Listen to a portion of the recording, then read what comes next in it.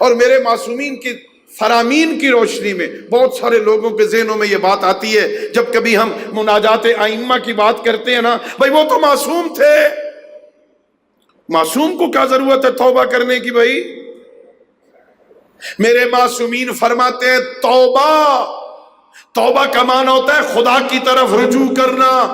توبہ ضروری نہیں کہ کسی گناہ کی وجہ سے ہو، توبہ خود ایک الگ منزلت ہے اللہ جسے عطا کر دے، ضروری نہیں ہے گناہ کی وجہ سے توبہ ہو۔